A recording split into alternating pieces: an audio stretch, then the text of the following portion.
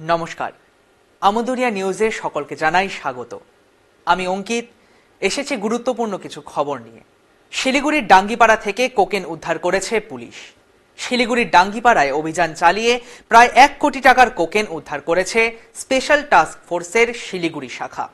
ওই ঘটনায় সন্দেহভাজন হিসেবে সরতাজ আলমকে আটক করেছে পুলিশ।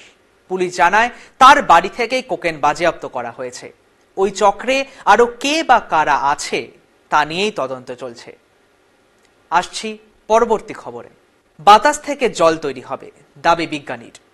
হায়দ্রাবাদের সফটওয়্যার ইঞ্জিনিয়ার সূর্য ইয়াডাভেল্লি মনে করেন বাতাসের প্রতিটি কণাতেই গ্যাস ও জলের যে উপস্থিতি রয়েছে তা কাজে লাগিয়ে জল তৈরি করা যাবে।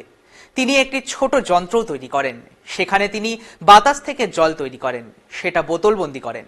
বোতলবন্দি এই জল এখন পরীক্ষা করার জন্য সরকারি ল্যাবরেটরিতে নেওয়া হয়েছে।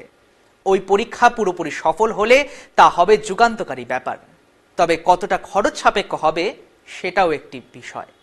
এই মুহূর্তের শেষ খবর, 99টি টক টু মেয়র এপিসোড হয়েছে। 100তম টক টু মেয়রে শিলিগুড়ির মেয়র গৌতম দেব ছাত্রছাত্রীদের মুখোমুখি হতে চান। আগামী 25শে জানুয়ারি সেই টক টু মেয়র হওয়ার কথা। কোথায় হবে তা এখনো ঠিক হয়নি। তা রামকিঙ্কর হলে হবে না দীনবন্ধু মঞ্চে, সেটা নিয়েই পুর নিগম খোঁজ খবর নিচ্ছে। তবে সেদিনই ফোনেও প্রশ্ন এলে জবাব দেবেন mayor.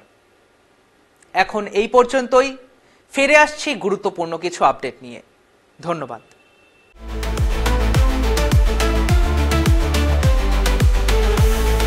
Amudoria News, Voice of the Marginal.